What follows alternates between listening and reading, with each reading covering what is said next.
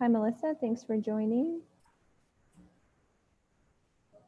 We do have quorum, so Jeremy, at 1:30 we can start the live stream, and then Christina, you can kick it off. Awesome. Let's wait until 1:30 though.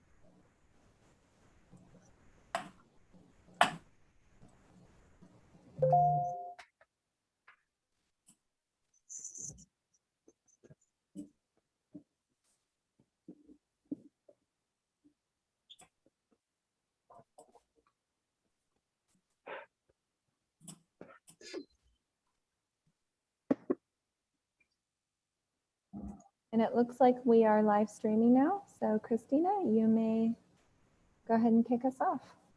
Great. Well, good afternoon, everyone. Welcome to the Human Services Technical Committee meeting. I am going to go ahead and call the meeting to order. I do want to apologize for not using my camera today. My environment is not conducive to it right now. So I appreciate you being patient and understanding where we all are right now. Members, you should be aware that this meeting is being recorded and live streamed on YouTube as a way for members of the public to participate. So please keep that in mind as you comment. I will ask that you keep your microphones on mute when you are not speaking. You can use the chat function through Zoom if you need to make a comment, and I think Brandy will help keep an eye on that for us, and I'll do the best I can as well, especially if there's something about technical or logistical issues, because there is MAG support for that as well on the call. Please know that the chat will also be recorded and a part of the public meeting record. For the purpose of the meeting minutes, I ask that you state your name before any comments so that we have your comments on the record. And then finally, for action items, we will be taking a roll call vote. So I'll ask that I'll ask that staff call out the committee member names, or I'll do it myself, and then ask you how you vote. So with that, let's practice by moving on to introductions. I will call each member's name and ask you introduce yourself and your organization, starting with my vice chair, Jacqueline Edwards. Jacqueline Edwards from Maricopa County Human Services Department.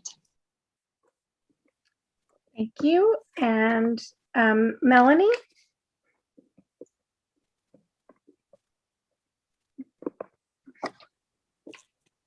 Anyone from Gilbert here? Melanie may be on mute.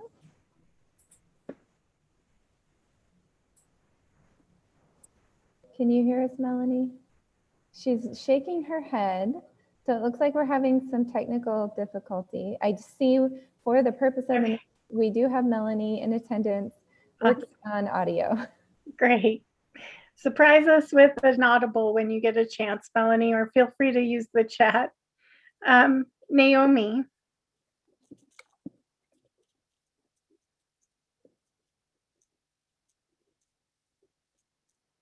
Is Naomi here? I don't see Naomi has joined. No. Okay. Autumn. I don't see Autumn. Laura? Yes, Laura Guild with DES. Awesome. Susan? Good afternoon, it's Susan Hallett with the City of Phoenix Human Services. Thank you. Mary Lynn? Mary Lynn Kastanek, Area Agency on Aging. Chris? Good afternoon, Chris Lopez, City of Avondale Neighborhood and Family Services Department. Thank you. Jason? Jason Matthews, Valley Sun United Way. Wonderful. And Debbie sent someone from Peoria.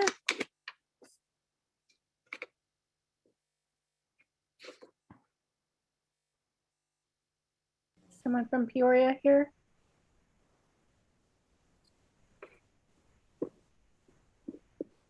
Not yet. Leah? Don't forget to unmute. There we go. Hi, sorry. Leah Powell with the City of Chandler, Neighborhood Resources Director. And I also have Karen Bishop joining us. Karen will be transitioning into my role here with the HHSTC, whatever our initials are, somewhere down the road. So just wanted to make sure I introduced Karen. She's actually attended for me the last couple of meetings. Yes, great. Thank you. Thanks for being here, Karen. And it looks like Lisa just joined for Peoria. Lisa, do you want to introduce yourself? Oh, you're muted. You're still muted.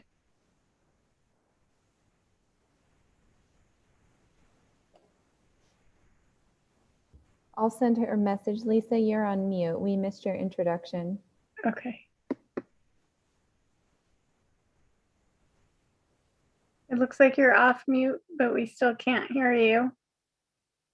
You can use the chat in the meantime, like Melanie's doing as well.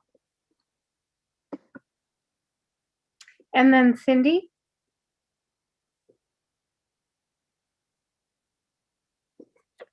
Okay. And then Brandy, can you help me have the guests introduce themselves? Yes, thank you so much. Let's start with Melissa Guardano.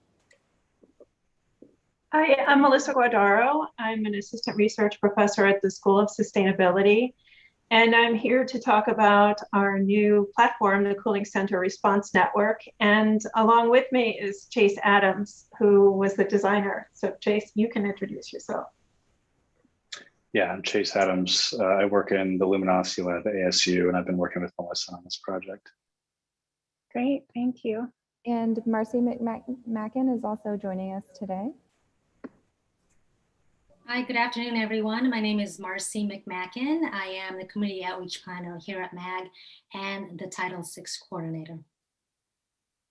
And I would also like to recognize Tina Lopez, who's joining us. And today is Tina's birthday. Oh, so happy birthday. Birthday to Tina. Thank you. Welcome, everybody. Thank you. And I'm Brandy Mead, Human Services Director at MAG. I think, did we get everybody? I think so. And then Jeremy's our IT guru, right? That's right, his official title. Awesome. All right, well, we'll move on quickly to the call to the audience. Members of the public were given an opportunity to submit written comments relating to this meeting at azmag.gov/comments up to 1 hour before the posted start time of the meeting. Brandy, has staff received any comments from the public? No, Madam Chair, we have not. Okay, great. And then I do want to request a motion to approve the meeting minutes. Is there a motion and a second? And don't forget to unmute yourself. This is Jacqueline. I'll make a motion to approve the meeting minutes. Thank you. Is there a second? This is Jason. I second the motion. Awesome. So then we'll do a roll call with Melanie.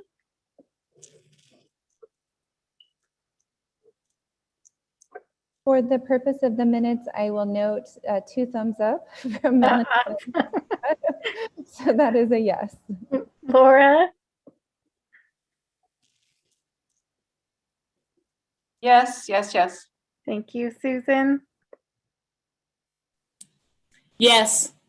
Mary Lynn? Yes. Chris? Yes. Lisa for Debbie? Thumbs up. Thumbs up. Okay, Leah? Yes. Great. And then I don't think Cindy's joined us yet. All right, so the minutes are approved. Next up is the discussion on Heat Relief Network. I would like to ask Brandy to provide an overview of the network. Melissa Guardano from ASU will discuss a new effort to coordinate donations. Is this your part, Brandy? No, you're fine. And Okay. I have to jump in and I can introduce Melissa. Okay, go ahead. Sure. Thank you, Madam Chair, members of the committee. So I wanted to talk about the Heat Relief Network today. So I'm going to share my screen, and then Melissa, I'll pass it off to you after I go over the Heat Relief Network and kind of the purpose of the Heat Relief Network. Can you see my screen?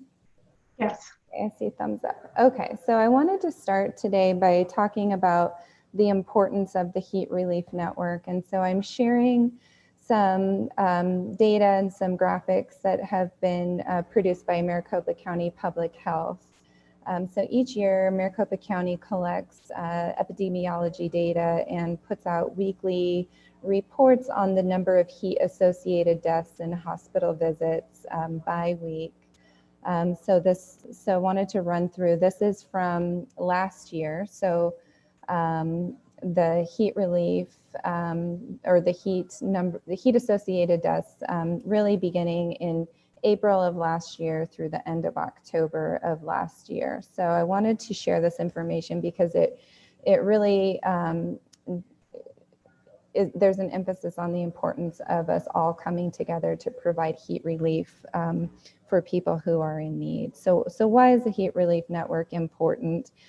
So this data really shows, you'll see in the graph here that the red bars are the number of heat-caused deaths and the yellow are heat-related deaths. So, and then the gray bars are the number of deaths that are maybe related or caused by the heat, but they're still under investigation.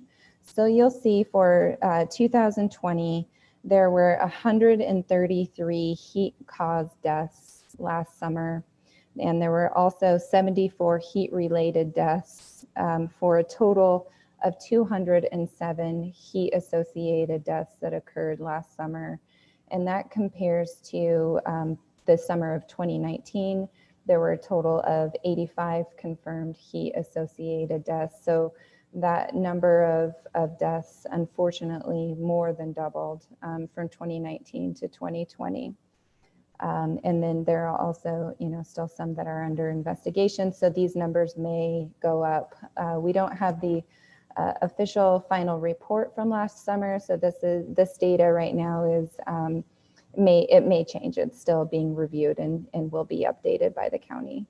Also wanted to show these charts showing the percentage of outdoor deaths versus indoor deaths. So you'll see there were 82% of those who died in an outdoor location, and 16% of those were in an indoor location. You can also see a breakdown of age as well. And you might notice that over 60% of heat-associated deaths were among people over 50 years or 50 years and older. Some more information. So this chart shows information on the number of indoor deaths. So if you look at, this is some information on whether or not air conditioning was a factor. And so you can see that air conditioning was present in 76% of the indoor deaths. However, it was either not functional or not in use in all of those instances. So they had air conditioning, but it was not either functional or in use. And then you could see that 21% of the indoor deaths, air conditioning was not present at all. And this is the last graph that I wanted to show.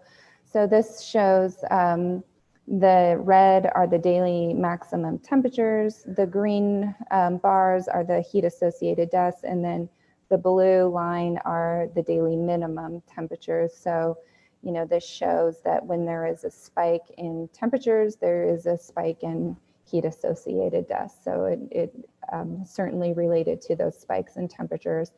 And what this also shows to me is you'll see the first death occurred April 26th of 2020. And the last death, at least that this graph shows, occurred on October 26th. So to me, this data is telling me that we need to expand the time frame of the heat relief network, because right now we operate, and we have been operating from May 1 through September, the end of September. So that talks about the need for heat relief in the region. Want to now switch over and talk about the heat relief network. And I'm sure you've heard my spiel over the years about the heat relief network. So we are launching May 1st. This is the website that we have recently updated. We are currently collecting, you'll see we have a 2021 Heat Relief Network submission form. So if you click on this submission form, this is how you sign up to be one of our Heat Relief Network partners. And our partners include cooling centers, hydration stations, and also donation sites. And we'll be mapping all of those on a live interactive heat relief map that will go live on May 1st, and it's updated as we receive new information. So sometimes that's on a daily basis. We also have CDC guidance on operating a cooling center. So if you click on this tab, you'll see that CDC guidance available. We have information for our partners. We have statistics information. And then when we get media coverage on the Heat Relief Network, we'll be sharing that media coverage on our website as well. We also have information on tips to avoid heat-related illnesses. So you'll see those tips here, and then some additional resources. So we are launching May 1st.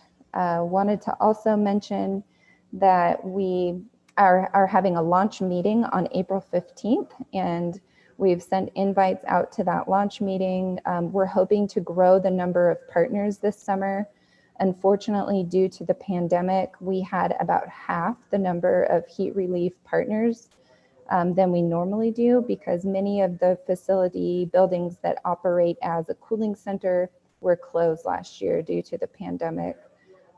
So with half the number of heat relief partners, the pandemic, high summer temperatures, unfortunately, we can see that led to an increase in the number of heat associated deaths. So we really want to work with all of you and our partners in the region to grow the number of heat relief partners and provide that assistance for very vulnerable populations that need help. So there is something new that we're doing this year, and we're partnering with ASU. Wanted to turn it over now to Melissa. I'll stop sharing my screen and let Melissa talk about the Cooling Response Network, which is a new partnership that I'm very excited about. So let me stop sharing, and Melissa, hand it over to you. Thank you so much, and thank you for inviting us to this committee meeting. We're so excited to be here because this is actually the first time we're launching this to the public. So as Brandy said, you can see that heat is a really serious problem, and I want to note that those heat deaths and illnesses were despite there being a moratorium on evictions and also for utility disconnections. So we were very distressed to see all of these cooling center buildings open, and we started to try to find other organizations that could help us. And one of them was the Arizona Faith Network, and we're working closely with them so that they can expand the reach, because they have a lot of buildings that are located within communities. So this is supposed to be a decentralized donation network, and I need access to share. I was trying to talk and share at the same time. Can somebody give me access to share? Yes, Jeremy can help with that. Okay, I got it. So this network is supposed to be a decentralized donation network, and we have a limited number of things that we're collecting. And it was developed by Luminosity, and that's why Chase Adams is here. Thank you very much for doing this. And this is a rework of the PPE response network.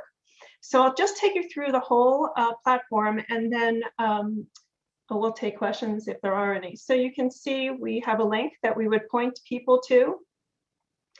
And if you end up on this site and you're looking for a cooling center, we have these resources here. We're 211, that's your emergency services. And then also we're going to link back to the MAG site that Brandy did share.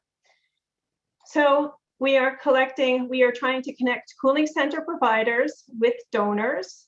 And these are the supplies that we're looking for: bottled water, PPE, protective equipment, and then some general supplies. So we are trying to make sure that everybody in the cooling center world is using the same language. So a cooling center is an indoor air-conditioned location. A hydration station can be indoors or outdoors, but it's a place where you're basically giving away water as well. So if you wanted to become a contributor, I think I messed that up. Chase, I already messed it up. How do I hit the join button? You're currently logged in, so you'll have to log out at the top right. So if you want to become a cooling center, you would click this button over here, and then you would fill out this form.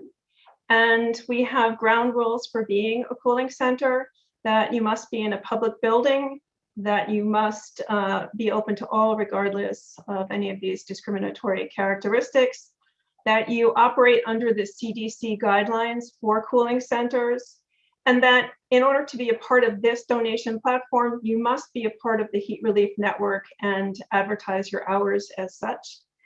And then this is a great wish that we wish all cooling centers could be pet friendly, but we are encouraging it, we're not requiring it. And that you also go through some basic heat health safety training and some sort of mental first aid training as well. So what would happen here is that you would sign up, and then you would be able to get approved. And the approval process is going to work that anybody who was in the Heat Relief Network is automatically approved. Faith-based organizations that weren't in the Heat Relief Network are going to go through the director of the Arizona Faith Network, Reverend Sexton Wood. And then everybody else who doesn't fit into those two categories is going to be decided by a committee of MAG, ASU, and AFN. So here are the needs of the cooling. So this is all fake. So this is a cooling center that needs 1,000 water bottles. And then if you were, there's Chase, if you were hey Chase, could you fulfill this order so they can see it? So if you were Chase and then you see, oh, or maybe you can just share your screen to show what a donor would see. So then this page, the needs page, as soon as all of those orders are fulfilled, you would drop to the bottom, and then the ones that are 0 fulfilled would come to the top. I need to stop sharing, Chase, I guess, in order for you to share. Yeah. Let me. And I guess he needs sharing privileges as well. Yes, Jeremy, can you, oh, there, he's sharing. Thank you, Jeremy. So Perfect. we're trying to be very transparent here. So if you are a cooling center that you already have a donation network, you don't need to be a part of this at all. But if you're an organization that is thinking about being a cooling center and you need to have some startup materials, this would be the place to go. Okay, so Chase is going to fulfill the order.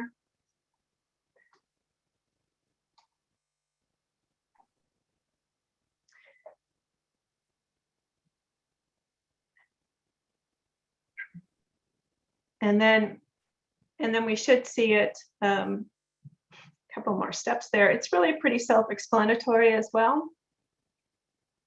But then when we go back to the main page where it's Explore, we should see that that has been fulfilled. Actually, I think that I probably need to go in. Okay, so here it's been fulfilled along the way. So it's very much transparent, and we've gotten some questions about, suppose people want to donate money, or suppose they want to donate something other than the drop-down list of what we're collecting, the supplies.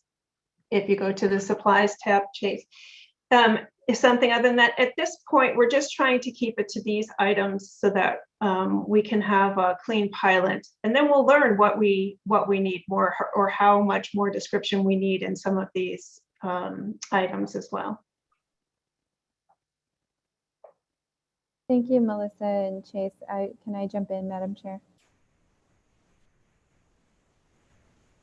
Absolutely, please. Okay, thank you.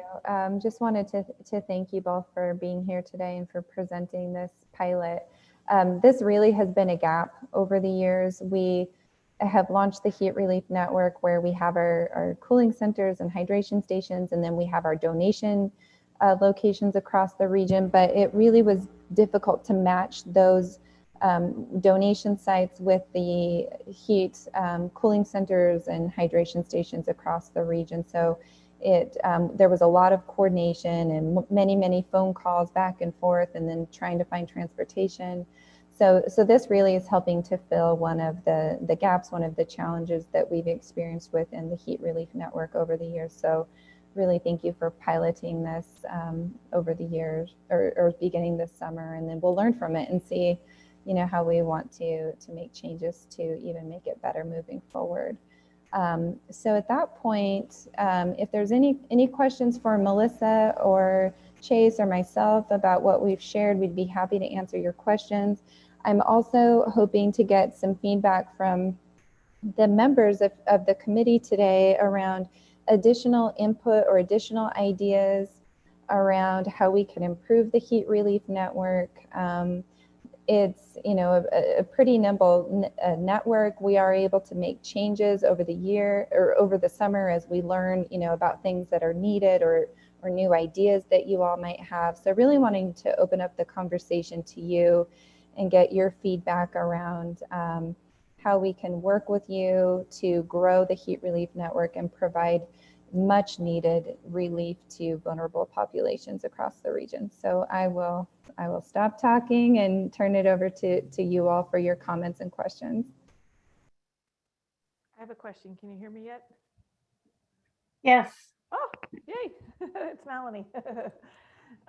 So in regards to this pilot piece, so like, let's say a lot of times Gilbert will collect a lot of extra water that we maybe not be able to use in our community. So then would our intent be to go on as a contributor, and then we can list what we have to offer, and then once it's listed there, or do we pick like which cooling center it needs to be, or we're just putting in as a contributor and then you'll tell us where it needs to go, or someone will come get it? So how it will work is that the cooling centers will have a list of items requested, and then you would be able to fulfill those orders. So you would fulfill, what is our obligation in fulfilling it? Like, you would need, let's say let's talk water bottles. You would need to work it out with the cooling center how those water bottles are going to get to the cooling center. That said, Trees Matter, they have a truck that they're trying to purchase, and the summer months when they're not planting, they are trying to be the coordinator, the shipper, if you will, for people who do not have that capability. Okay. Well, I appreciate that, because I know that's where we've run into issues in the past, is we'll kind of get a surplus here, and then I end up searching around to figure out which shelter or which location or who might need some. So I think this will be a tremendous opportunity for us to share with others if we do have, that are able to collect and get it out to some others. So appreciate this. Excellent, thank you.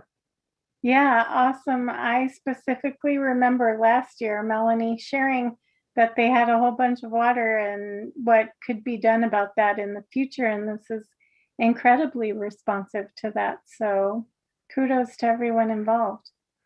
Thank you.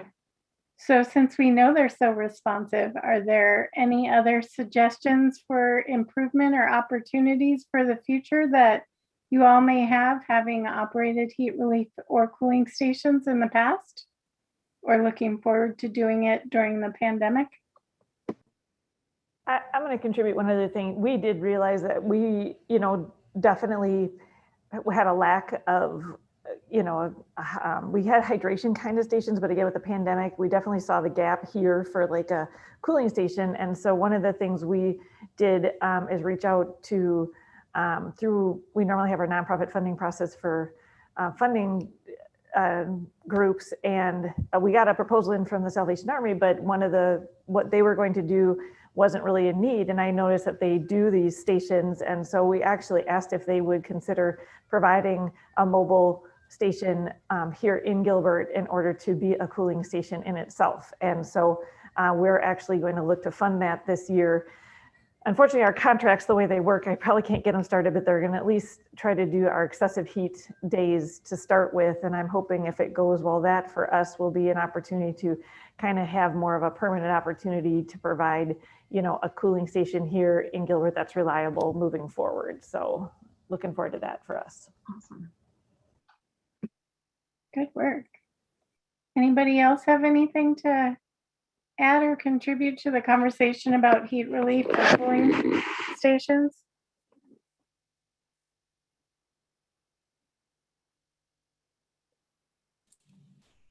No? This is Jason. Yeah, I think the only thing I just wanted to state is that I really appreciate this not only this information and data, but also with this new partnership with ASU and the Arizona Faith Network. There's just some really tangible ways for groups in philanthropy, like say Valley Sun United Way, to know how to direct opportunities to help. And so that's really, really beneficial. So thank you. Great. And Mary, Yeah, our offices are still closed, so we don't have any foot traffic.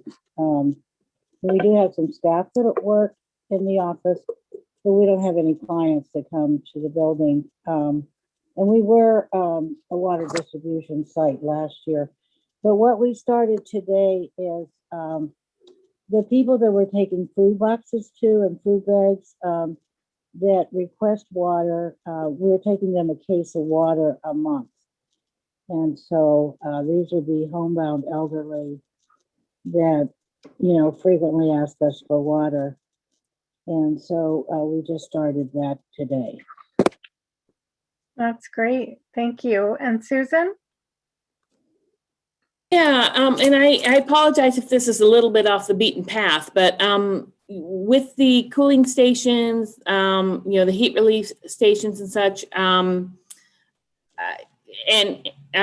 so City of Phoenix facilities are not open yet either, but we're having conversations about what our contribution might be able to be in the community, even though we don't have our buildings open to the public. The question that I have is, has there been any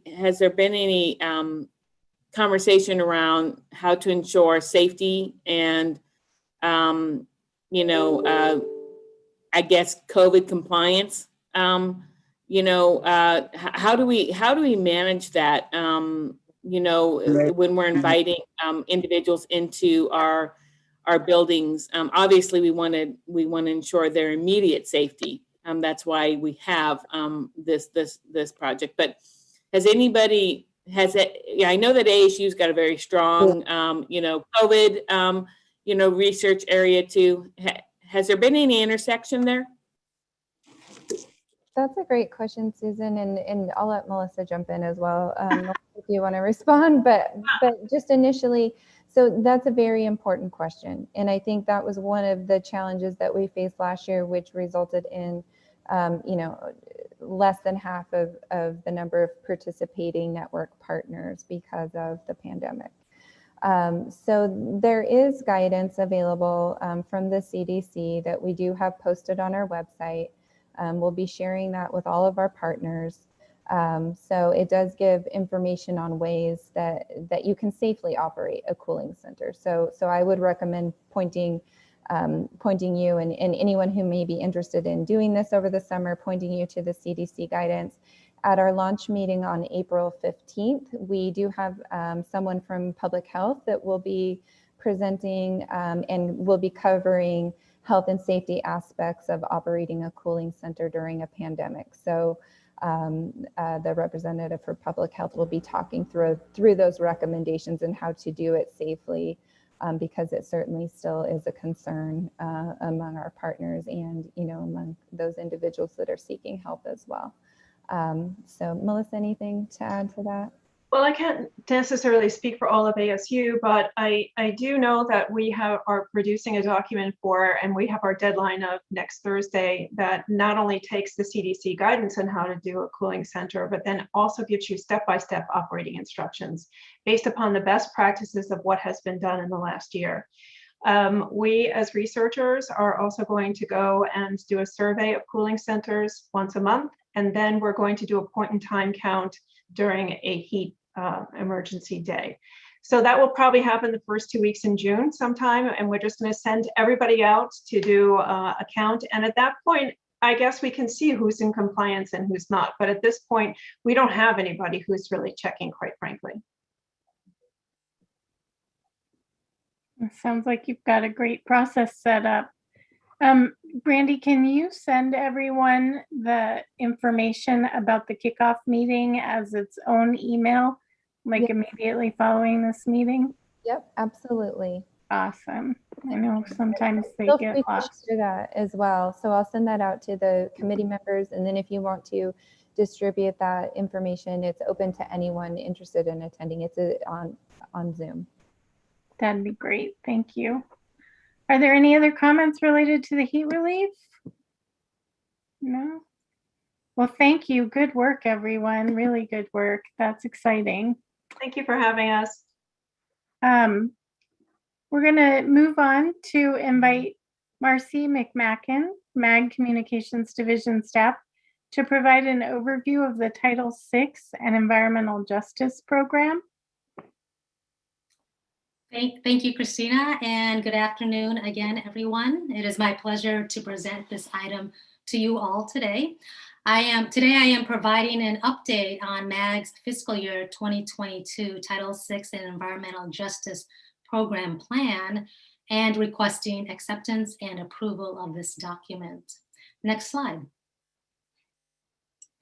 Now, each year MAG updates its Title VI and EJ program plan in order to comply with federal mandate that ensures all people have an equal voice in MAG's planning process and receive equal benefits from results of such planning. This program document is submitted to the Arizona Department of Transportation's Civil Rights Office for approval every August. Next slide, please. So MAG's Title VI and EJ program includes updated regional data maps such as the minority population numbers, the populations with income below poverty, and the civilian non-institutionalized population with disabilities maps, as well as updated population data charts and tables. These data maps, charts, and tables were updated using the latest available population numbers from the US Census Bureau and the American Community Survey's 5-year estimates data. Next slide. Also, MAG public engagement information was updated. Due to the COVID-19 pandemic, in-person public meetings at MAG ceased and instead were held virtually. Even though the public could not attend meetings in person to share public comments, they can now send public comments via an online comment form prior to any of our public meetings. MAG also began live streaming its public meetings shortly after the pandemic hit via MAG's YouTube channel, and will continue to live stream these meetings even after the pandemic eases up. Last year, MAG stopped printing its quarterly newsletter and launched its online news blog, which is located on the MAG website. These news blogs stories help keep the public apprised of MAG activities. Next slide. So throughout the year, MAG usually hosts community outreach tables at events that engage with Title VI communities, such as the Arizona Diamondbacks Inclusion Day, the African American Conference on Disabilities, and Native American Recognition Day. However, due to COVID-19, MAG hosted only 3 in-person community outreach tables in 2020. As the pandemic eases up, though, the plan is to resume outreach table attendance of 10 to 12 events a year, which is what MAG averaged any other year when the pandemic was not happening. When community members were asked about the perception of MAG through a community feedback survey, 30% said They viewed MAG as an excellent organization, and 38 said they viewed MAG as a good organization. This survey is offered at community outreach events and online, and is available in English and Spanish. Just this past spring, this survey did become available in Chinese as well, and it is available in other languages upon request. Next slide. MAG's Title VI team is made up of a Title VI coordinator, which is me, and Title VI liaisons that consist of one person from each of MAG's division. So we have a total of 9 liaisons.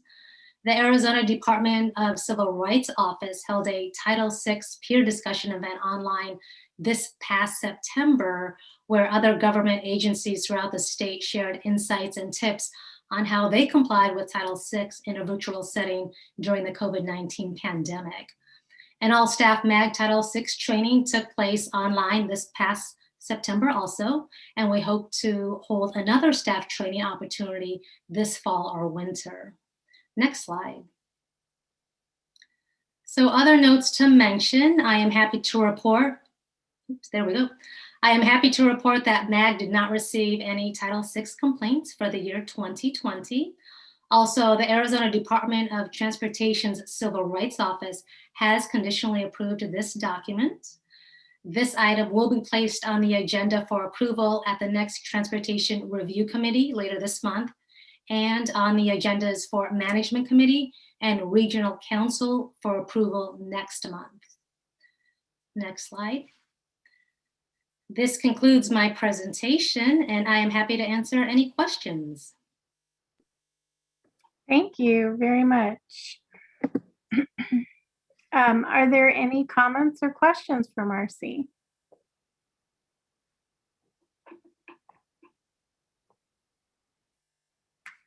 Is there a motion to recommend approval of the Title VI and Environmental Justice Plan?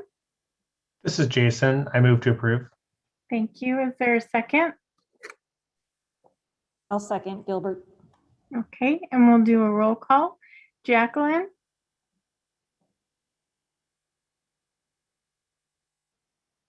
Is she still here? Jacqueline may have dropped off. I know she had to leave a bit early. Okay, and Melanie made the motion or seconded. Laura? Approved. Susan?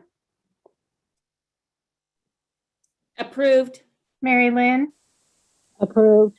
Chris? Approved. Debbie? Lisa, I mean? Maybe in the chat. Leah? Approved. Awesome. I think that's everyone, right, Brandy? Yes, that is. Awesome. Well, thank you very much, Marcy. Appreciate it. Thank you, everyone. Item 6 is a continuation of our discussion of positive changes in regional human services delivery. We have had 2 conversations so far, and some highlights that stood out that I jotted down from the minutes I wanted to check back in on you guys with, because today's topic is supposed to be around removing barriers. So one of the things that had come up was that seniors were reluctant to change their patterns, and trust was an issue in terms of accessing providers. And so instead, people were relying on friends and family. Is there anything to add to that? Have people found that that's persisted? Is it evolving, changing? What are you finding?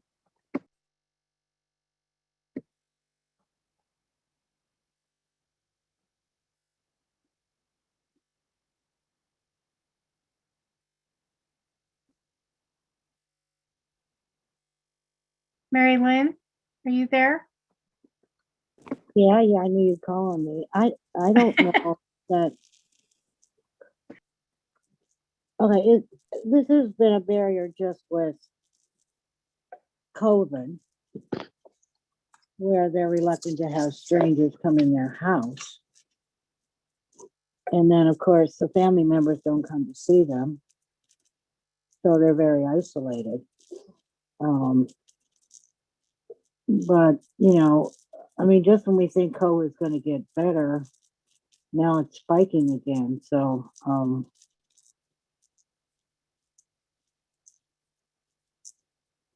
I don't know the solution to it.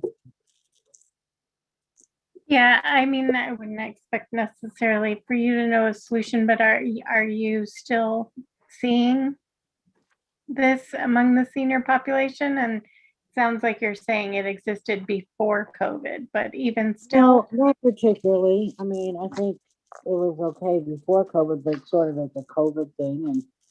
And so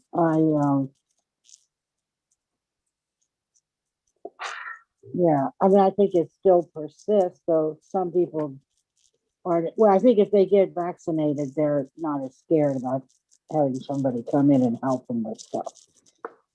But then sometimes they have trouble getting vaccinated because if they don't have a computer, they have trouble scheduling a vaccine. And then if they do get a schedule, they don't have a transportation. So we are trying through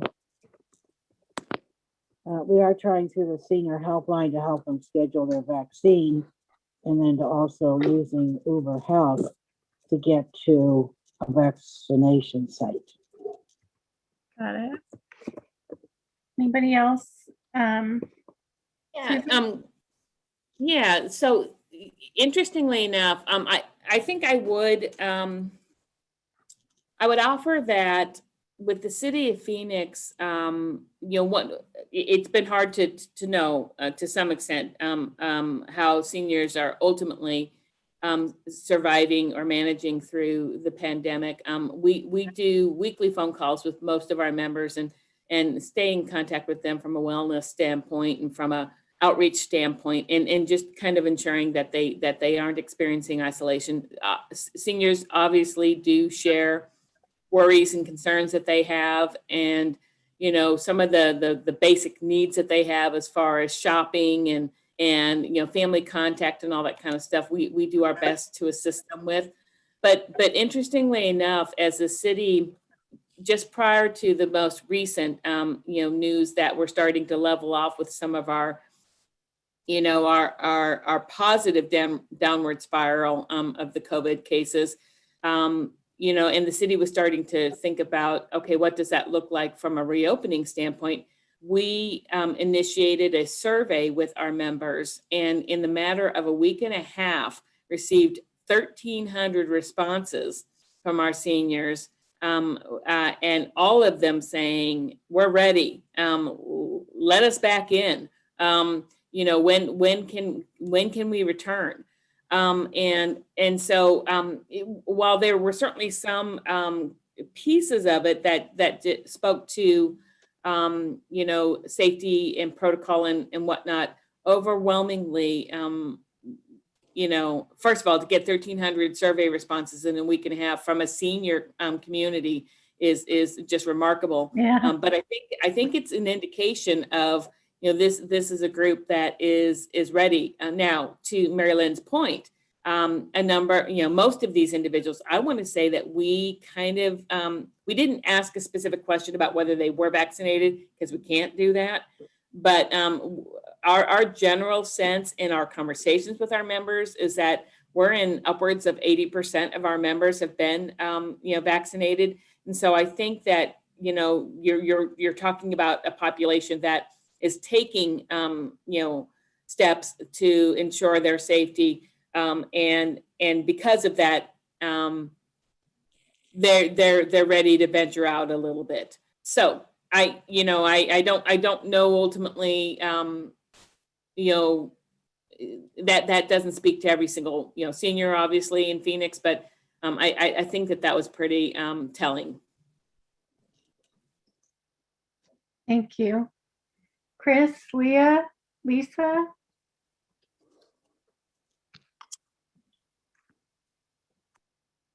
Oh, that's right. We can't hear Lisa still. Leah, you want to go ahead?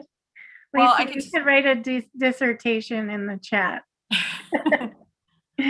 One of the things that we're working on, and it's not quite off the ground, but we did receive, we actually have a partnership with Amazon for what we're calling the Golden Neighbors Program.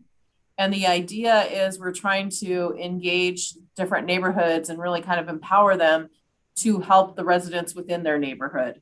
So Amazon has donated money for the coordination of this program, as well as a lot of products, such as toiletries and other things that they might need around the house. And then we have other volunteer groups. Zovio is one of the companies here that is volunteering to kind of put that together in kits and that type of thing. And then along with our neighborhood advisory committee, we will be launching a program in a couple of pilot neighborhoods to be able to get everything out to neighbors, the seniors in need, but also to start that where we can hopefully make connections to their neighbors around them to help kind of check on them and help fulfill some of their needs, whether it be reaching out to us for additional resources, or whether it be maybe doing light landscaping, that kind of thing. So it's just getting started, but we've got the framework for the program and are excited about rolling it out fairly soon.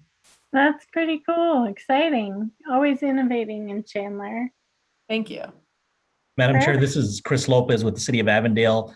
We do weekly wellness checks with our senior participants, and they voluntarily indicated, that they've gone. Many of them have gone and gotten their both first and second vaccination. I think we're probably approaching 50% of those seniors that we serve, and like Susan's group there in Phoenix, our seniors are really getting anxious and want to start socializing in our new resource center here. So, we look forward to the time when we can bring them back, and hopefully that's not too far off in the distant future. Is there any chance you can hear me now? Yes. Oh, yay. Okay. Finally, I get to participate. I can be a real participant now.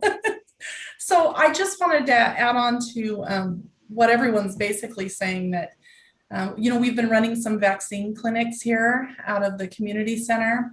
And it's been fantastic, first of all, because we've had a lot of people so thankful that they could do that right here in their backyard. But a lot of the people coming in, of course, are seniors, and a lot of those are seniors who participate in programming out of our community center, and they're ready to come back. That's what they keep asking us every day. When is the programming going to start? We want to come back. We want to participate. When can I play cards again? They want to know when they can do these things. But Peoria has also been very active with all of the seniors who typically attend any kind of programming we have, by offering things virtually, making phone calls, whatever, sending out emails and newsletters and whatever they can do to keep in contact. We've also been offering some, changing some of our food programs so that people can drive through and collect those things and make sure that we're still getting them out to their doorstep, home delivered meals and that sort of thing when we can do that. So just finding creative and safe ways to keep connecting with those people. And of course, we do still get those phone calls from neighbors or family members who are concerned because maybe they don't live locally, so they can't help the senior person in their family that needs some assistance, or the neighbor is concerned because they know that person is not able to get to the grocery store or doctor's appointments and that sort of thing. So we're still trying to help some people make those connections. Very good. Well, it sounds like our seniors are getting ready to roll, and that vaccinations in general are going to be helping us get back to normal, maybe even sooner rather than later. So that's exciting. Having more data available was another positive that had come out of COVID. What is everyone's sense about those data sets remaining available and continuing to collect that information? And have there been any barriers related, additional barriers or challenges related to data collection and use? Or are you finding, I know for us, I feel like I've observed a real shift in openness to receiving the data. So that's exciting.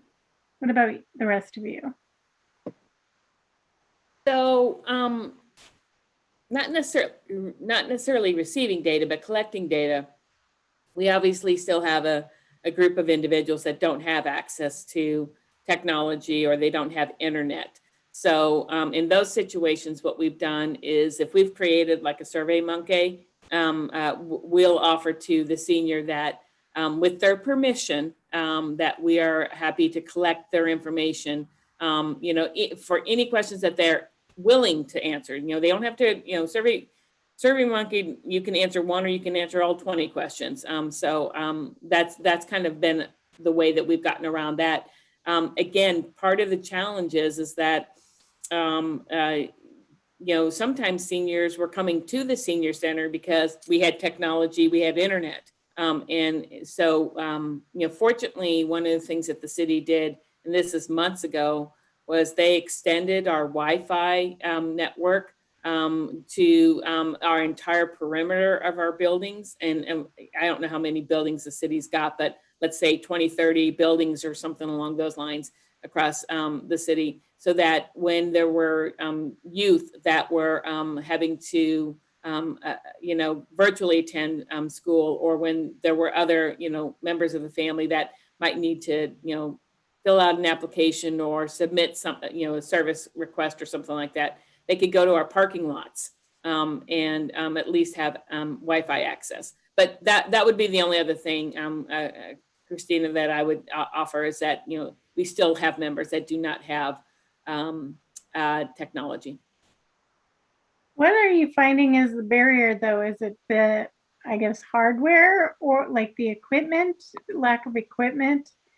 Yeah, it's a cost issue for seniors.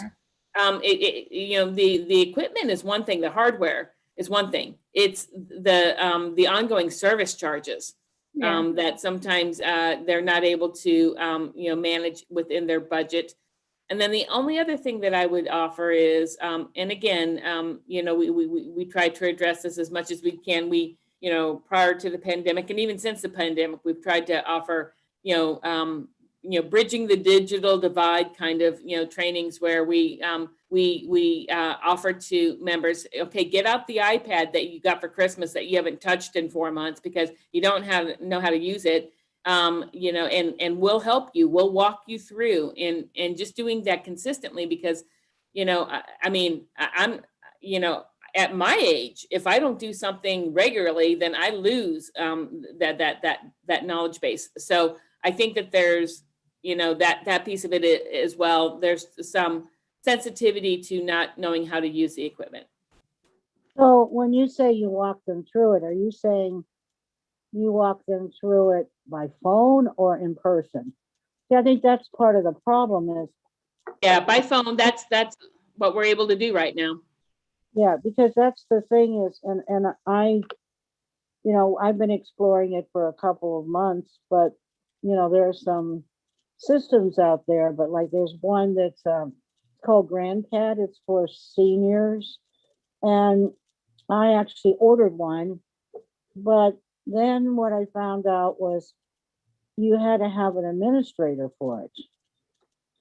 So you would either call the company and give them, the names of your friends and their phone numbers and their email address, and or you would have a family member do it. So again, it's dependent upon someone else to set it up for them. And it was like $800 a year. And so the question is, most seniors I don't think can afford that. And even if we could buy it for them, you still have to have someone to set it up for them. And if they're not seeing people one-on-one, so it creates that problem. And if they're not coming, they come to a senior center, you could have classes, but if the senior centers aren't open, so it's this vicious cycle of how do we get them connected when there's all these barriers, like they're not coming to senior centers and so forth. And I'm glad to hear the city of Phoenix is thinking about opening their centers, or maybe they're not considering it, but the seniors want to come back. But we have the same problem in adult daycare where they're trying to socially distance, and so they're at half capacity. And there are family members that don't want their loved one to be going to an adult daycare with other, people. This is Leah. Madam Chair, if I might add, this discussion made me think of something. I serve on the board for the Arizona Center for the Blind and Visually Impaired, and they have a new Alexa program. So they had donated Alexas that they've received, and they're actually holding an 8-week class session or 8-week session of classes to train their clients on how to get the most out of using the Alexa. So it's something that's already proving, they just started, but it's already proving to be very successful. So that could be an idea for the future, something similar like that. I think it's something that could be replicated. Yeah, I rely on Alexa a lot.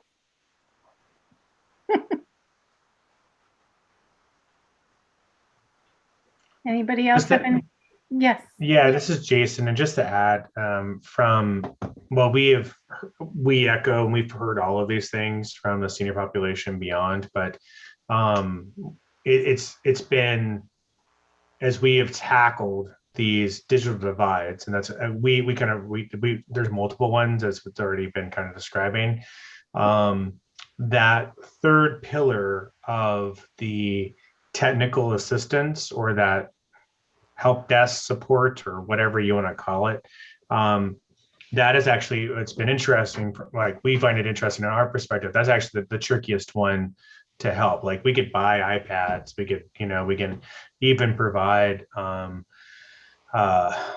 internet access for like a quarter or something like that for folks to help reduce those bills. But getting someone to figure out like how to open this browser and this other browser, and even just, quite frankly, just taking just one of many examples, but just video conferencing. So like, which app do you show someone? Right. And like, even like, just think about like, how many video conferencing pieces of software do you work with in a week? 6, or like, it's just a lot. And so it's and just getting folks to help them over the phone, as was already mentioned, that's a bear, and that's, it's just been a challenge. And it's not just been for those that are in that senior population, but it's been all the way down.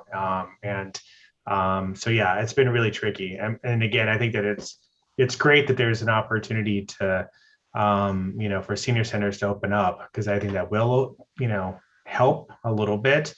But I think it's just something that we're kind of like talking about, like, we need to build in some resiliency with all of our populations, because I think that this is now I'm shifting into Jason's thinking out loud, so I just apologize, but like, I can see like a post-pandemic space where so many of these services, including telehealth and so many stuff, is going to just be online.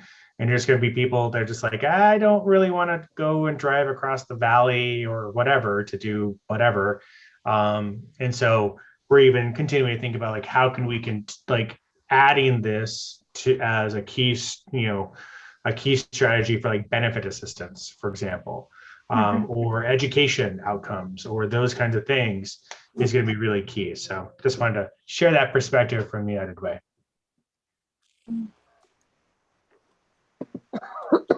Thank you. Anybody else?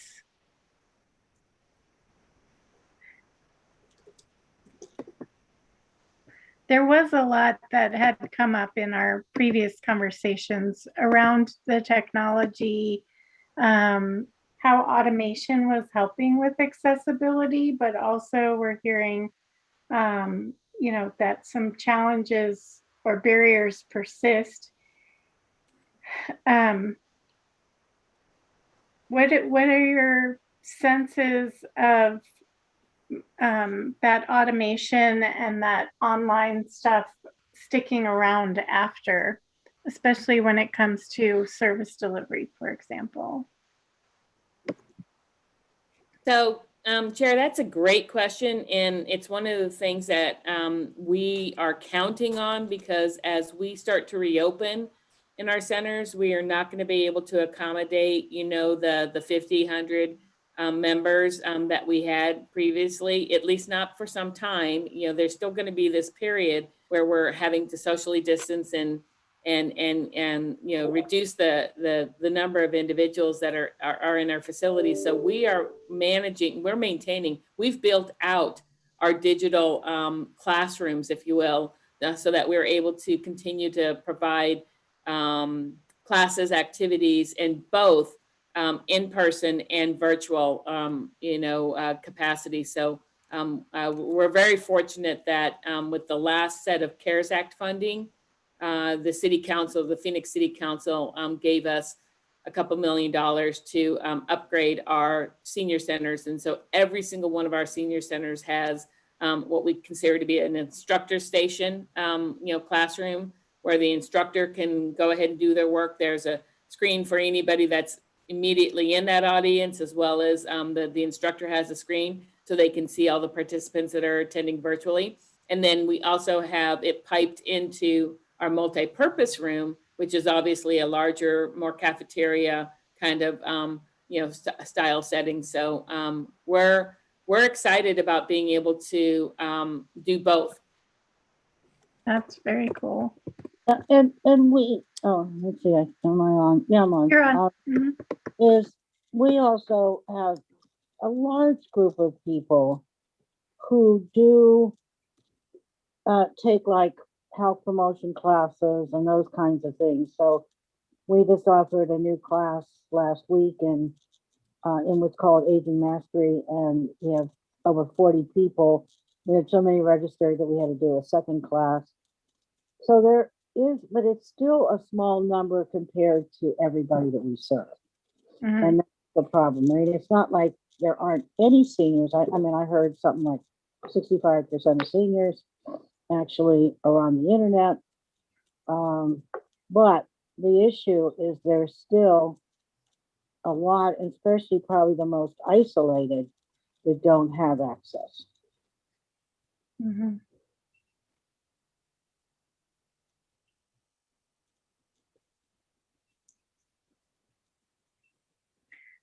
It sounds like, though, because one of my other questions was, there was a lot of innovating of systems that's been taking place as a result of this, which we discussed as that being a positive.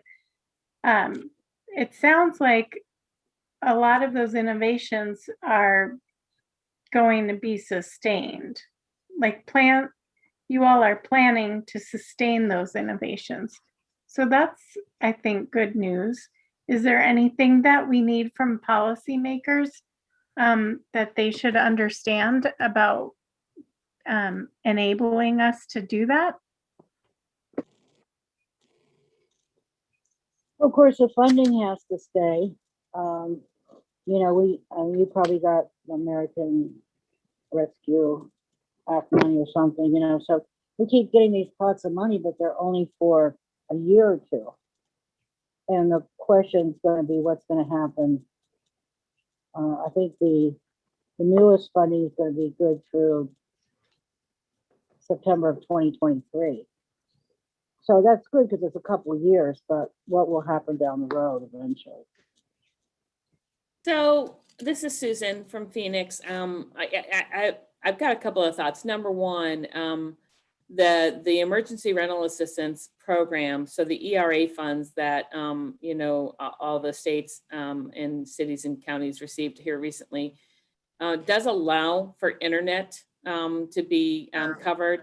I don't know that many of us have figured out how to do that because in most situations, many of us, for example, the city of Phoenix does not actually have an existing contract with an internet provider. And we don't know how about, going about that. But so that's one option, that's one angle. But I would love it from a policy standpoint. When I think about communities and vulnerable communities in need, it would sure be nice if the internet communities could look at maybe adjusted rates in the name of keeping people connected, keeping vulnerable populations, having access.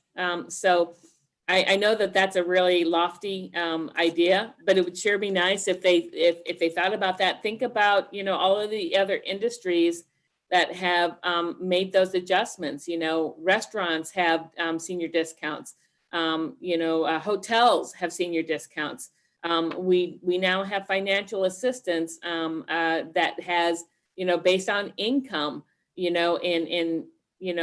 So I think that would be something to consider. Yeah, and this is Jason, and to add on to what Susan said, I think that what this last year especially has shown, and I think a lot of folks were already arguing this anyways, is that your internet access really determines, a lot of options for you. If you, and just between, again, my partner is a kindergarten teacher, and what she saw, from her students, from the end of last school year all the way up until about 3 weeks ago, was, if you didn't have, that reliable service, and I'm not even talking about the technology at home, I'm just talking about the actual, service itself, you just didn't attend school. It just, or if you did, it was barely anything. And so we see that when that space, we also see a lot of folks that have, some opportunity, with whether or not to work or not. So, I think that there is more, and I see something that was posted in the chat. I think some companies have been able to kind of respond. I hope that continues. I hope that that's not necessarily just a simple reaction to the pandemic, because I think that from my very biased perspective, I look at internet access now as a utility. And if you can't necessarily, if you don't have that, your options just got completely limited. And the options for you to work in certain places are limited, and to go to school in certain places are limited. It's a have or have not now. And so, and I think this last 12 months really underscored that.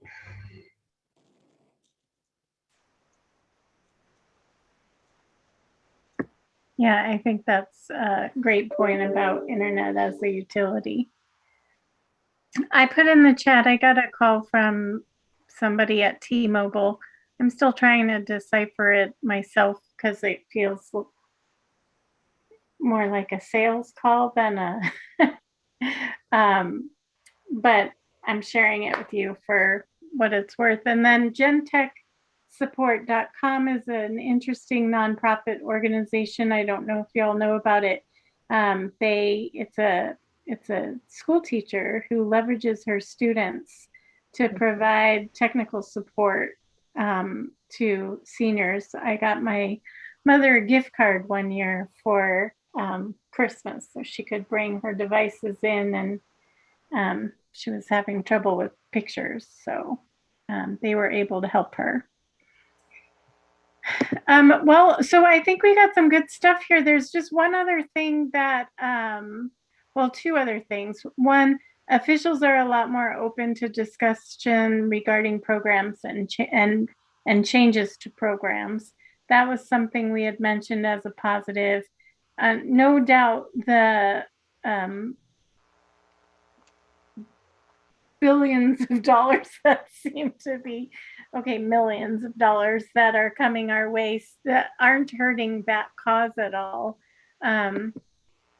What are your general thoughts about long-term and sustainability? Are you exercising caution?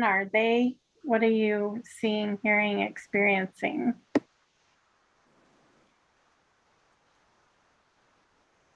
We're to the extent possible spending the money that we get, which is quite a bit.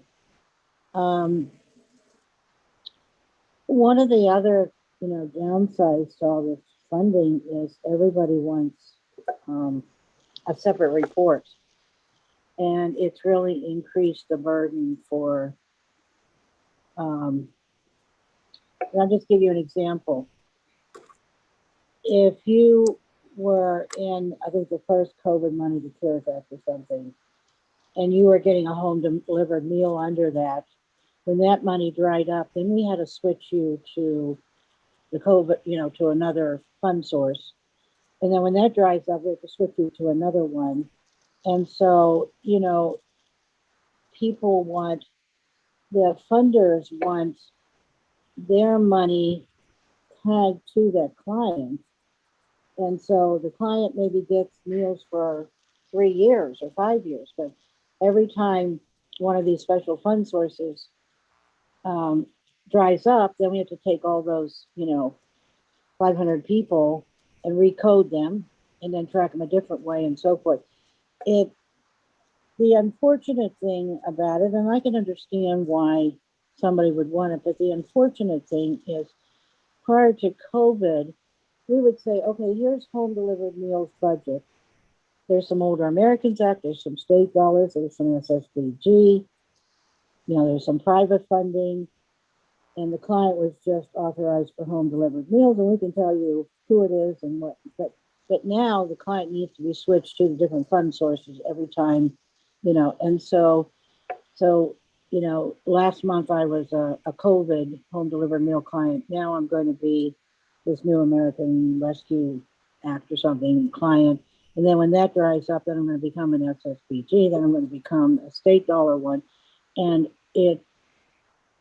speaking of technology, I think that especially on smaller agencies, it's really hard, all of the tracking that they have to do. You have like a little senior center in New River that has 1.5 people. You have up in Gila Bend maybe a person or two.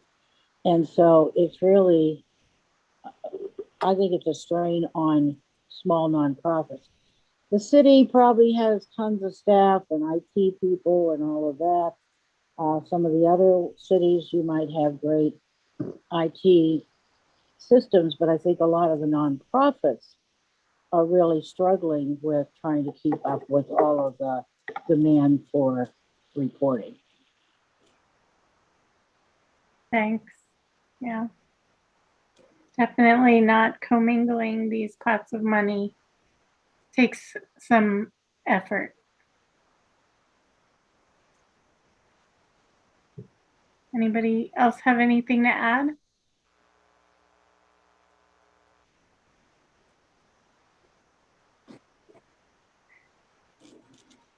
Well, for the sake of time, there's one other thing that had come up, and that was recognizing human service providers as a sort of second responder and doing some sort of a self-care event or promoting self-care among these individuals. And I was just curious what the general consensus was of the group. Is this something that they feel passionately about? Is there any interest in trying to organize some sort of a regional,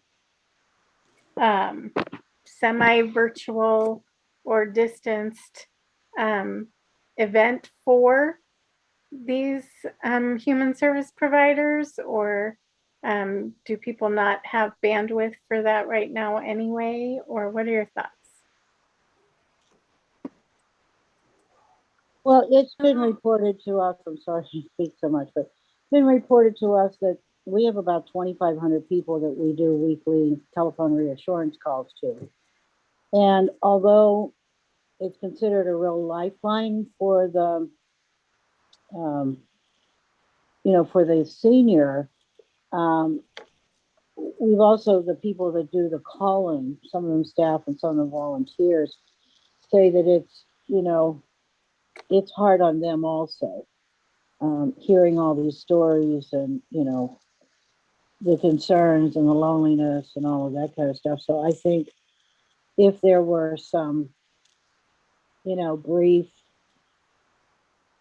as you say, I don't want to use the word support group, but kind of how do you take care of yourself while you're taking care of others. So I think it would be good. At least have it offered, see if people are interested in it.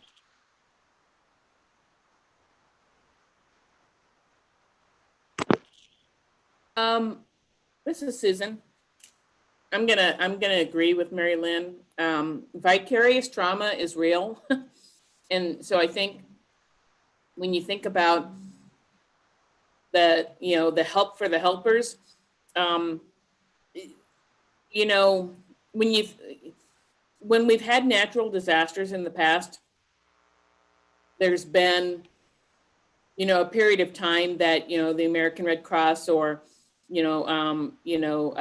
organizations have gotten together and they respond to a scene or they respond to a community and they help individuals. And then, in a couple of weeks' time, in most circumstances, that emergency or that situation's kind of been, averted or resolved. Not that the victims of that situation, have their life back together, but the helpers, the responders, are then back, into their normal routine. There's been nothing normal about being on COVID watch for this extended period of time. And I think that there's a real dynamic of what about me that I think many of our staff have felt. So, I know at the city, we have, because we are, the Human Services Department is a designated community action agency. We're very fortunate to be tied to a number of national groups and organizations, and we have a local organization, Wildfire, that provides support, and reinforcement, as does the Department of Economic Security. But they've provided, again, vicarious trauma or secondary trauma, or how do you how do you know the warning signs and all that kind of stuff, training for our staff. But so helping them to cope and helping them to recognize and helping them to, I guess, have permission for feeling a little bit down or feeling a little bit, tired, or in some situations feeling a little bit selfish. I am not on the front lines, but I hear a lot of this stuff, and I find myself, as I'm decompressing on the way home, almost feeling guilty because I just don't want to help anybody once I get home. It's too bad for my husband and my daughter who's at home, but I just want to sit there and watch TV, or I want to go to bed early. So I'm sorry, I'm going on, but the point being, Chair, I think that is a wonderful conversation and dialogue, and I don't know what the answer is. I don't know what we could do on a regional level, but I will tell you that I had the opportunity to attend this SRP appreciation event just a couple of hours ago. SRP always does it big. They sent out, their theme was that we were all stars of the show, and they sent out little care packages, almost like what you would get at like the Oscars or something like that. Clearly not anywhere near what you would get at the Oscars, but little goodie bags. As a matter of fact, I'm eating some of the caramel corn right now. And it was just a little nice, I could see so many of my staff online at the virtual event saying, thank you, I feel appreciated. That might get them through the next couple of weeks. So I think it's an important conversation. That's awesome. So the SRP event was targeted at Phoenix Human Services staff? They, SRP provided that to all of their partners who help administer their bill assistance program. Cool. So, yeah. So wherever SRP delivers services, individuals that are helping their clients, they provided that little virtual thank you. It was only about 40 minutes, but they really put some effort into it, and they had some of their big dogs at the meeting saying thank you, and it was nice. It's very nice. Chair, just real quick, one of the things I do think it's important to recognize the nonprofits who have really stepped up to the plate to take on lots of extra funding, trying to ramp up and do stuff. So I was actually really thankful when we first allocated the AZ Cares money, was kind of the big first influx. Our interim mayor at the time actually took the time to write a thank you note to every single one of the nonprofits that was receiving funding. And we put in a little, Gilbert pin, I think it was a little water tower pin that we put in just to thank them for, it's what they do, but yes, we knew it was going to be extra work and all the effort. And so we did do a handwritten thank you note to all the nonprofits that have been serving. But I think this is a great reminder to me. I just make a note. I'm like, we need to do something again because it hasn't ended, and they've continually, try to step up to do things. I also have a group that we kind of started out here. It's called the East Valley Resource Coalition, that we have quarterly meetings.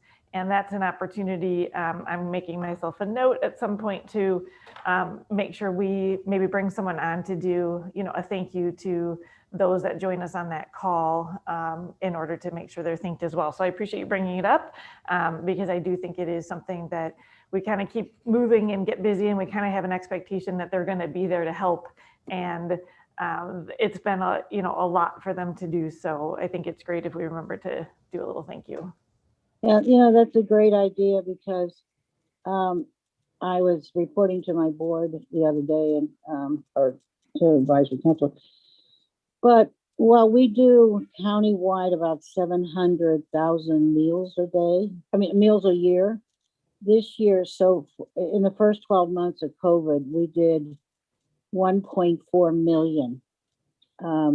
So that's like double what we normally do. And I will say, Susan, a lot of the burden for the extra meals have come from the city of Phoenix. They have really, Rico has really done a great job of picking up a lot of it, but all the senior centers have been willing to take on what we call pandemic meals, which means you don't have to qualify like you normally would, that you have deficiencies in activities of daily living, but that you're homebound because you can't get out or the senior center is closed or whatever.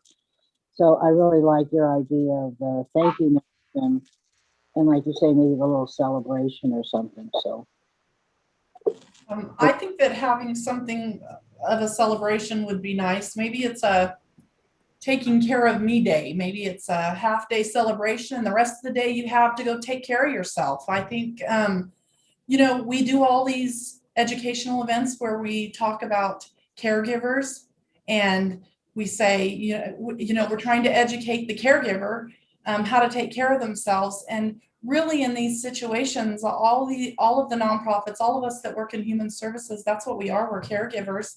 We're making sure that we're taking care of everyone else all the time. So I think it would be a fantastic thing. I would love to see our partners celebrated for a day, however that might be. If it's, like I said, a half day of a celebration and then a half day, a free day, just to say, go take care of you today, because that's really what this is about, is devoting one day to our partners, I think. Great. Well, I guess my one question, I see Jason needs to leave too, and I know we're running out of time. Bottom line, like, do we think this is something that this group would want to try to figure out how to coordinate and like all hands on deck participate and put all the blocks in the middle of the table and share it across the region? Or is it something that should be more unique to your own communities, partner agencies and service providers? I think maybe it be, Jason, were you going to say something? Yeah, I think that at least that maybe this group can come up with some some guidelines or maybe some guardrails, and like even if it was like each community can still kind of do its own thing, but at least saying like, on this particular day we'd like to really put a spotlight on these workers, and we like each community to do like X, Y, and Z, but how you do that is going to be up to you. I think that might be a little bit within our lane of something that we can actually do. And it's not necessarily like prescriptive.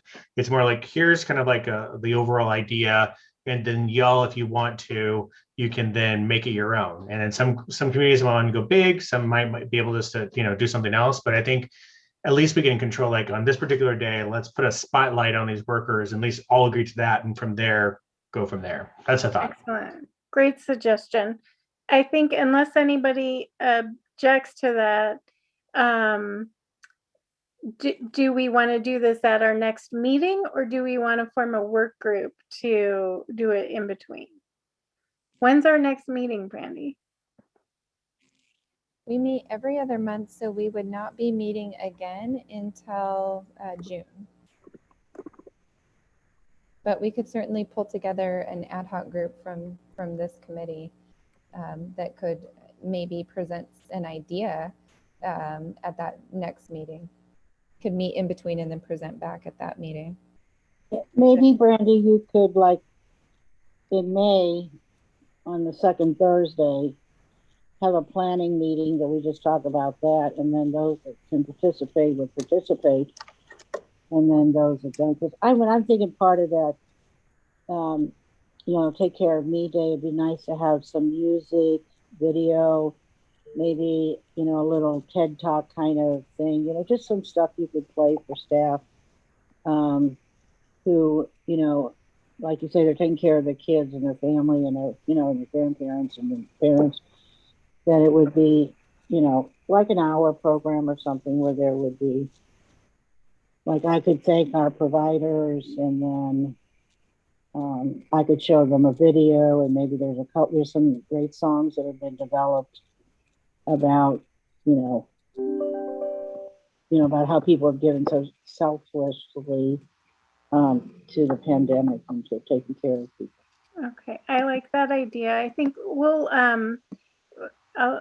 Brandy, will you look into trying to schedule a meeting on May 13th and putting it out to the whole group, and whoever shows up, the solo agenda will be brainstorming best practice suggestions, and we'll come up with sort of a plan for, and I don't know if MAG communications group might have some human resources that they could donate to the cause or share with our group that they might be able to help with uniformly branded materials that could be used, but that might be helpful. Yes, absolutely. I can invite our communications team to that. And I will need to look for a different time for a May 13th meeting. I have a standing domestic violence council meeting in the afternoon that day. Okay. But I will send an invite out to this group, and whoever is available to attend is more than welcome to join and help plan for something to share at the June 10th meeting. Cool. And then lightning round is where we're at. We had a lot of good sharing today. I can just go across my Mary Lynn, I think you had well, just, I'm sorry the Lara's off, but Brandy, do you want to just talk for like 1 minute, talk about the survey that's going out for the late life violence group? Yeah, absolutely. Sure, I can do that. I don't know if members of this committee can help distribute it too. Yeah, that would be great. So what Mary Lynn is referring to, so DES in partnership with MAG, an area agency on aging, Maricopa County Attorney's Office, Maricopa County Sheriff's Office, I think those are the main grantees, did apply for and receive an abuse in later life grant through the Department of Justice Office of Violence Against Women. So it's a 3-year grant that has launched this year. So the idea is to address abuse and violence among older adults. So for the first year, we are going through a needs assessment process. So we have a survey that has been developed and is available either electronically through SurveyMonkey format, or we can also make paper surveys available. And so the idea is to survey older adults as well as organizations serving older adults and get their feedback and input around what the needs are and what opportunities might exist. And then in years 2 and 3 of the grant, we will be working on developing an action plan to address those gaps and needs. So we do have the surveys available and are hoping to reach out to members of this group. We can share the link with you, and again, your organizations can fill out the survey, or if you have clients that might be willing to complete the survey, it would really be helpful to help inform what this action plan looks like. So let me know if you'd be interested in helping with that. If you would like to have paper surveys, then we would need to know how many paper surveys you would request and where those should be delivered. And we're sending it to all of the senior centers. And so any of our service providers will receive the Survey Monkey. And then we're sending out 2,000 to the seniors that attend or are part of the senior center. Great. Okay, well, thank you. Lisa, Leah, Chris, Melanie, do you guys have any thing for the lightning round that you want to share before we sign off? I'll just share something really quick. We were able to host and coordinate kind of a senior vaccine helpline here in Gilbert to try to help our residents who did not have technology or transportation get registered a vaccine. We set up kind of a little call center with volunteers, had 2 sites that operated. People could walk in, most did call. We had probably over 500 calls, 4 walk-ins. They helped at least 150 with registration, but they answered a lot of questions for people. We did have some transportation we were able to refer them to get them to the vaccine. We did just kind of wrap it up. We were finding that most people were able to kind of assist themselves, and some of the questions our volunteers were getting was something that we couldn't answer because we weren't running the pods. We were just trying to help with the registration, but felt like it was something that was helpful. We did actually get calls not just from Gilbert, we got them from all over. I think we even got something from Canada they were in visiting. So, you know, but it was nice to see some of our volunteers kind of step up and be interested in helping to do that and trying to make a difference for some of our seniors who were struggling in that area. Great, good job. I just want to say thank you for letting me attend in Debbie's place today. It was an interesting conversation, and so I appreciate being part of it. Thank you for your participation. Okay, then. The other thing would just be requests for future agenda items. And I'll lump that together with comments from the committee. And I'm hearing none. I'll go ahead and adjourn the meeting. I know we've gone a little over, and I want to thank you all for your time and your participation. And I hope to see you in May to brainstorm a model practice. Chris, were you going to share something? No, I was just going to thank you for your leadership and say farewell to everyone. Oh, great. Well, thank you, and we'll see you guys in May. This meeting is adjourned. Thank you. Thank you, Brandy. Do you want to stay on and pick a meeting time or do that over the phone? Yeah, let's do that over the phone, Christina, just because we're live streaming. So. Okay, give me a call when you get a chance. Okay, that sounds good. Thanks. You have a Bye. great meeting. You too.